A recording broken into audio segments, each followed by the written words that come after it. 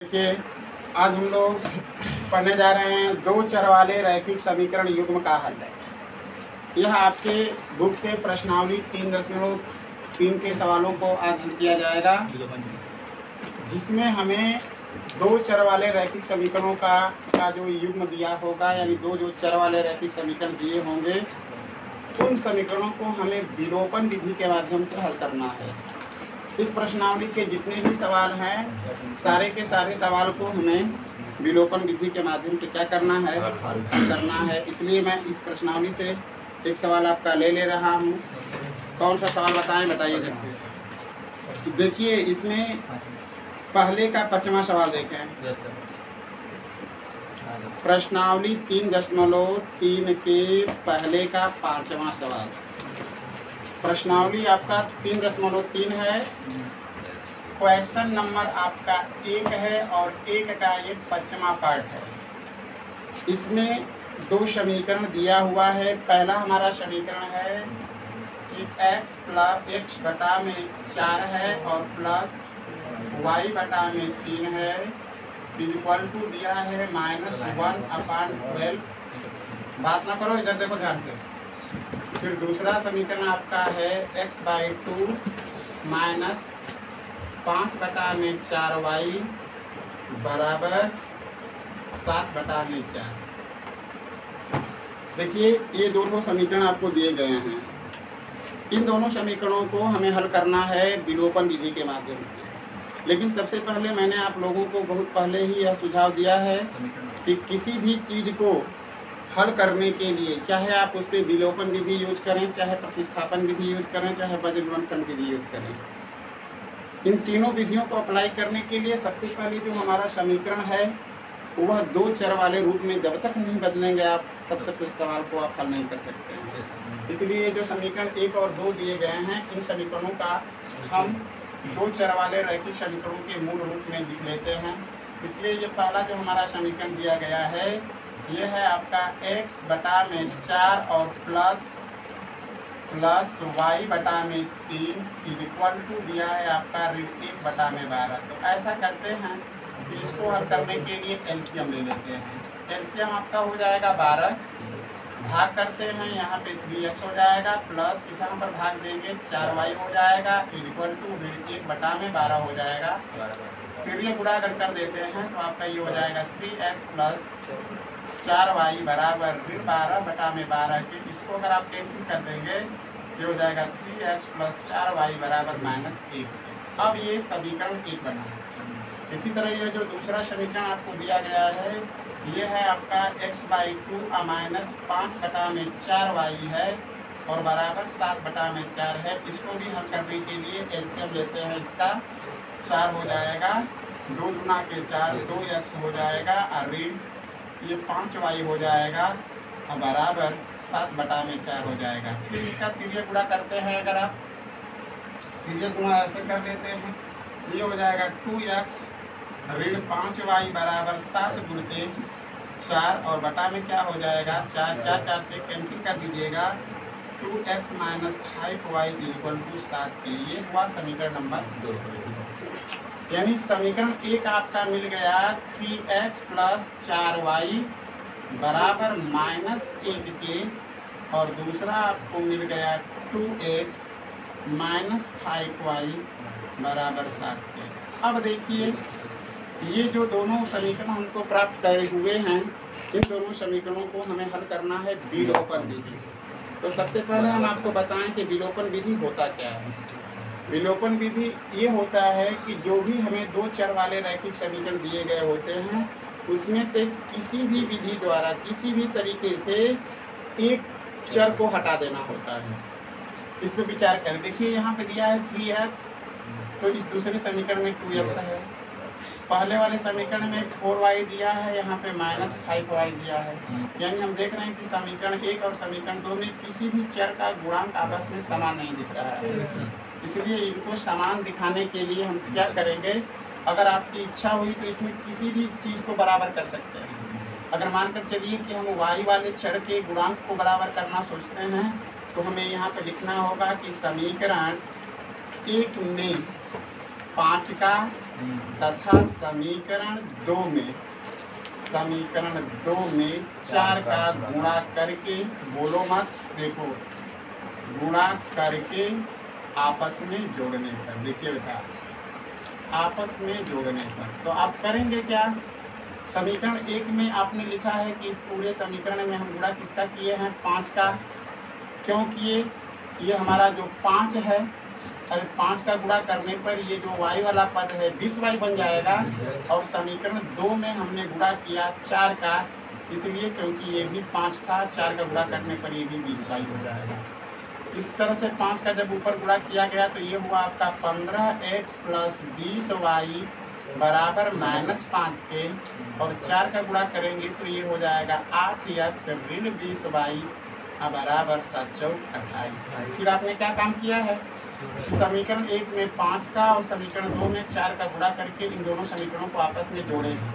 क्यों जोड़े हैं? क्योंकि हम देख रहे हैं कि अगर इन दोनों चरों के मान, अरे गुणांक आपस में बराबर हो गए लेकिन चिन्ह विपरीत है, इस स्थिति में अगर इन दोनों समीकरणों को जोड़ेंगे तो ये वाला चर पद कट जाएगा। इसलिए जब इसको हमने जोड़ा तो ये कट गया।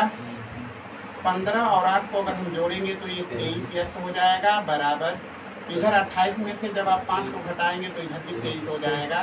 x बराबर 23 और बटा में 23 के, इसको कैंसिल करेंगे, x का मान 1 हो गया, यानी एक चर का मान हमने क्या कर लिया? प्राप्त कर लिया।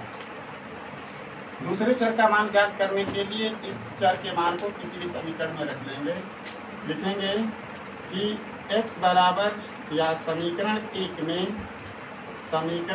में 2 में कहीं भी, समीकरण 1 में x बराबर 1 रखने पर, समीकरण 1 में x बराबर 1 रखने पर समीकरण 1 आपका है 3x प्लस 4y बराबर -1, और आपने चर x का मान 1 प्राप्त कर लिया है, इसलिए इस मान को यहाँ पे हम रखेंगे। तो ये हो जाएगा आपका 3 गुणते 1 और प्लस 4y बराबर -1 के, तो ये हो जाएगा 4y बराबर ये ऋण 1 और ये मिल करके 3 हुआ, 3 कम 3, ठीक है। अब क्या करेंगे? हम पक्षांतर कर देंगे, ये हो जाएगा प्लस 4y बराबर ऋण 1 और ये प्लस 3 उधर जाएगा तो -3 बनेगा। इस तरीके से ये 4y बराबर ऋण 4 के, तो y बराबर ऋण 4 बटा में 4 को कैंसिल कर लेंगे, y का मान -1 आएगा। ये आपका उत्तर हुआ। उत्तर में आपने x का मान 1 और y का मान -1 प्राप्त किया, ठीक है। मैंने आपको बताया है कि उत्तर की जांच भी आप कर सकते हैं कि क्या हमने जो सवाल को हल किया है वो सही है या गलत। तो इसको पता करने के लिए जो भी ये चर के मान आए हुए हैं, इन चरों के मान को अगर इन समीकरणों में अगर हम रखेंगे तो ये मान आना चाहिए। अब यहाँ पर जैसे देखिए, ये समीकरण 1 हमारा यहाँ पर है 3x प्लस 4y बराबर ऋण 1।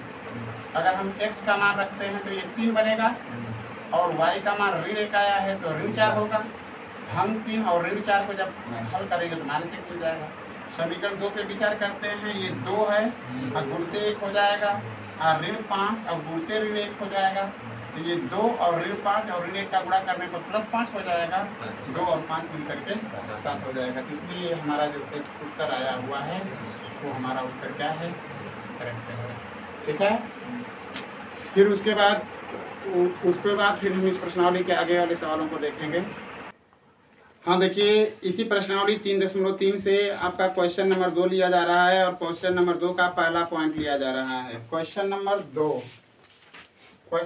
2 और उसका पहला पॉइंट, इस रैखिक युग्म को भी हमें जो है विलोपन विधि के माध्यम से हल करना है। पहला समीकरण आपको दिया गया है ax प्लस by = ca, और दूसरा समीकरण आपका जो है वह a का वर्ग x है प्लस b का वर्ग y है = c का वर्ग है। ये दोनों समीकरण हमको दिए गए हैं। इन दोनों समीकरणों को हमें विलोपन विधि के माध्यम से ही क्या करना है? हल करना है। और विलोपन विधि का आशय मैंने आपको बताया है कि उसमें से हमें किसी एक चर के गुणांक को बराबर कर लेना होता है, और आवश्यकता अनुसार जरूरत पड़ने पर उन दोनों समीकरणों को जोड़ भी सकते हैं, घटा भी सकते हैं। विचार करें यहाँ पर हम देख रहे हैं कि इस चर x का गुणांक a है, लेकिन इस चर का गुणांक x का वर्ग है, अरे a का वर्ग है। इस y का गुणांक b है, लेकिन इस y का गुणांक b का वर्ग है। तो न ही x वाले गुणांक दोनों समीकरणों में बराबर दिख रहे हैं और न ही y वाले गुणांक, लेकिन इनको बराबर करना पड़ेगा हमें। अगर हमारी इच्छा है कि नहीं मैं x के गुणांक को बराबर करूं, तो इस कंडीशन में आप लिखेंगे कि समीकरण एक में a का गुणा करने पर या गुणा करके उसमें से समीकरण दो को घटाने पर। हमने क्यों घटाने पर किया? इसलिए घटाने पर किया क्योंकि ये दोनों पद प्लस में है ना, और जब तक इनको घटाया नहीं जाएगा तब तक ये नहीं कटेगा। तो ऐसी स्थिति में आपने लिखा है कि समीकरण एक जो हमारा है, इसमें हम a का मल्टीप्लाई किए हैं इस पूरे समीकरण में, ठीक है ना। तो जब इस a का मल्टीप्लाई समीकरण एक में आप करेंगे तो आपको मिल जाएगा a का वर्ग x अब प्लस a का गुणा जब by में करेंगे aby हो जाएगा, और बराबर a का गुणा जब c में करेंगे तो ac बन जाएगा। और b में कुछ नहीं किया गया है, इसके नीचे b वाले को लिखते हैं तो a का वर्ग x प्लस b का वर्ग y इक्वल टू c का वर्ग। फिर आपने लिखा है कि ऐसा करने के बाद हम पहले वाले समीकरण से दूसरे समीकरण को घटा रहे हैं। घटाते समय कन्फर्म है कि आपको चिन्ह बदलने पड़ेंगे नीचे वाले पदों के। नीचे वाले पदों का चिन्ह हमने बदल दिया। ये पद प्लस माइनस है और सेम बन गया, इसलिए ये पद कटेगा। अब हमें बच क्या रहा है? हमें बच गया है aby और दूसरा पद है b का वर्ग y। ये आपस में ना जुड़ सकते हैं ना घट सकते हैं। क्यों? क्योंकि y के गुणांक अलग अलग दिख रहे हैं, इसलिए इसको हमें जस का तस लिखना होगा, यानी aby ऋण b का वर्ग y बराबर। इधर आते हैं, इधर भी बात वही है, ac है और ये c का वर्ग है। ये दोनों चर जो हैं अलग अलग है, इस वजह से इनको भी आपस में जोड़ा घटाया नहीं जा सकता, इसलिए इनको जस का तस लिखना पड़ेगा, ठीक है। अब क्या करते हैं, इन दोनों पदों में से हम देख रहे हैं कि y कॉमन हो रहा है और साथ में b भी कॉमन हो रहा है। इस कंडीशन में इस पद में से अगर हम by को कॉमन करते हैं तो यहाँ पर आपका a बच गया और यहाँ पे 2b था तो 1b बच गया। इसमें से हम देख रहे हैं तो c कॉमन होता हुआ नजर आ रहा है। जब c कॉमन कर लेंगे तो यहाँ पर बचेगा a और माइनस c। अब अगर हम y का मान निकालते हैं तो y बराबर, और ये हो जाएगा c कोष्टक के अंदर a माइनस c और बटा में क्या हो जाएगा b और कोष्टक के अंदर a माइनस क्या b, ठीक है। यही आपका y का मान आया। y बराबर c कोष्टक के अंदर a माइनस c और बटा में b कोष्टक के अंदर a माइनस b, ये y का मान है। अब इस y के मान को कहीं पर भी क्या करेंगे, रख देंगे। समीकरण एक में रख दें या समीकरण दो में रख देंगे। लिखेंगे कि y का मान समीकरण एक में रखने पर, समीकरण एक आपका था पहले क्या, पहले था ax plus by equal to c था।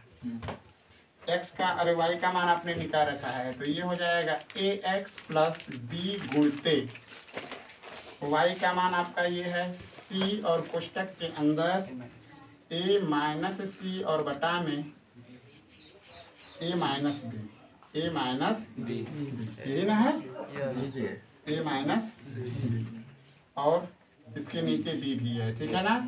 और ये बराबर कितना के होगा, c के हो जाएगा। अब हम क्या देख रहे हैं, यह b से क्या हो रहा है, कट जा रहा है।